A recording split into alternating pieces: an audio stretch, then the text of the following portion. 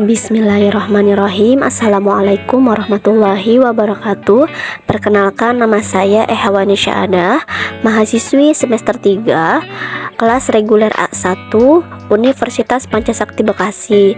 Di sini adalah video mengenai tugas pemenuhan penambahan nilai UTS dengan mata kuliah kurikulum PAUD, dosen pengampu Ibu Lia Kurniawati SPD MPD, dengan pembahasan materi tentang pembelajaran sentra atau area. Asal mula metode sentra. Metode sentra atau biasa disebut dengan BCCT atau Beyond Centers and Circle Time dikembangkan oleh Pamela Phelps di Florida, Amerika Serikat sejak tahun 70-an. Metode ini diadopsi dan dibawa ke Indonesia oleh Dr. Gigi Wismiarti Tamin, pendiri Sekolah Al-Falah di Jalan Kelapa Dua Wetan nomor 4 Ciracas, Jakarta Timur tahun 1996. Metode sentra merupakan paradigma baru di bidang pendidikan dan pengajaran, khususnya pada unit pendidikan anak usia dini atau PAUD, mengingat begitu luas tujuan dan cakupannya. Di bagian awal ini hanya akan dikemukakan beberapa prinsipnya yang berbeda dengan metode konvensional. Dalam pembelajaran dengan metode sentra, kurikulum tidak diberikan secara klasikal, melainkan individual, disesuaikan dengan tahap perkembangan masing-masing anak. Maka jumlah murid dalam satu kelas dibatasi maksimal 12 orang anak. Selama proses pembelajaran, guru dilarang melakukan 3M, yaitu tidak boleh melarang, menyuruh, marah, atau menghukum. Basis pembelajaran adalah bermain sambil belajar. Suasana belajar mengajar dibangun untuk memberikan rasa nyaman dan bahagia atau happy learning. Selain itu, metode sentra ini membangun kecerdasan jamak secara bersamaan dan berimbang. Yang pertama ada kecerdasan logika matematika, bahasa atau linguistik, tubuh atau kinestetik, ruang atau spasial, kemandirian atau intrapersonal, kepedulian sosial atau interpersonal, dan musik.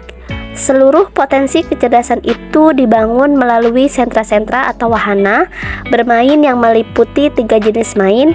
Yang pertama, main pembangunan, yang kedua, main sensori motor, yang ketiga, main peran. Berikutnya pada metode sentra ini yang disediakan ada 6 sentra.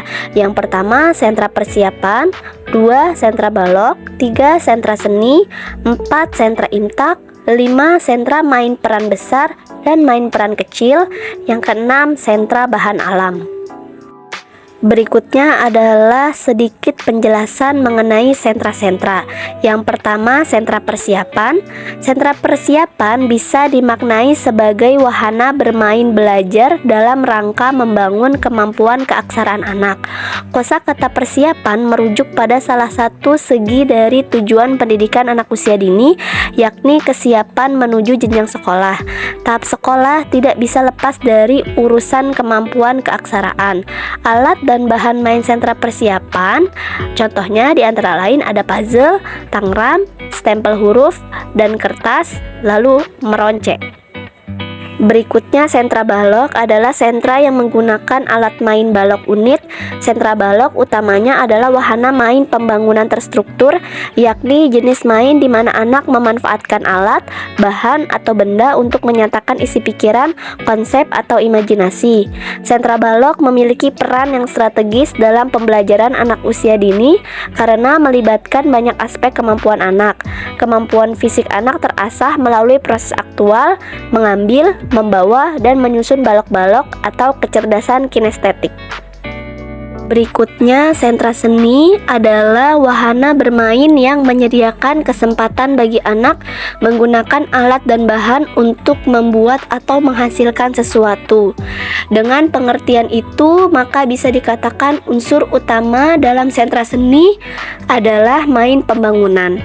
Sebagai wahana main pembangunan, pertama-tama manfaat yang diharapkan dari kegiatan di sentra seni adalah melatih kemampuan motorik, termasuk koordinasi otot motorik halus dan otot motorik kasar. Pada saat yang sama, kegiatan-kegiatan di sentra seni memperkuat kemampuan anak dalam klasifikasi warna, bentuk, dan ukuran. Selanjutnya, sentra imtak adalah wahana bermain untuk mengenalkan macam-macam hal yang berhubungan dengan ibadah. Sesuai dengan tahap perkembangan anak usia dini, pemahaman tentang ibadah dibangun melalui kegiatan-kegiatan dan alat-alat main konkret, seperti menyusun puzzle gerakan sholat, maket masjid, puzzle huruf hijaiyah, dan lain-lain. Selanjutnya, sentra main peran besar adalah wahana bermain anak usia dini untuk mencoba bermacam-macam peran kehidupan. Sentra main peran besar adalah tempat untuk memenuhi kebutuhan jenis main sosiodramatic play. Sentra main peran besar juga kerap lekat dengan istilah main pura-pura atau make-believe play. Dengan demikian, sentra main peran besar merupakan wahana bagi anak untuk menemukan konsep-konsep tentang aturan main, nilai-nilai kehidupan, juga belajar menghadapi dan memecahkan masalah dalam hidupnya. Selanjutnya, sentra bahan alam adalah wahana bermain dalam metode sentra yang memberikan kesempatan kepada anak untuk mengenal alam sekitar melalui perangsangan panca indera. Anak memegang, menyentuh, dan merasakan tekstur benda beserta sifat-sifatnya. Melalui eksplorasi dengan bermacam-macam bahan, anak membangun pemahaman, pengetahuan, dan konsep serta hubungan sebab akibat yang terjadi di alam sekitarnya. Kesimpulan, metode sentra menjawab semua kebutuhan anak-anak dalam melatih sensori motor, imajinasi, dan eksplorasi. Melatih anak-anak belajar menggali pengetahuan dengan sistem atau program yang menyenangkan, sehingga anak-anak tidak mudah bosan dan jenuh untuk menuntut ilmu. Dengan metode sentra, guru dapat melatih anak berakhlakul karimah, memiliki kepribadian yang baik sesuai dengan Al-Quran, misalnya bisa menumbuhkan rasa syukur kepada Sang Pencipta, saling menghargai antar sesama, mempunyai rasa tanggung jawab, dan lain-lain. Sekian dan terima kasih pemaparan tentang materi pembelajaran sentra atau area. Kurang lebihnya mohon maaf. Wassalamualaikum warahmatullahi wabarakatuh.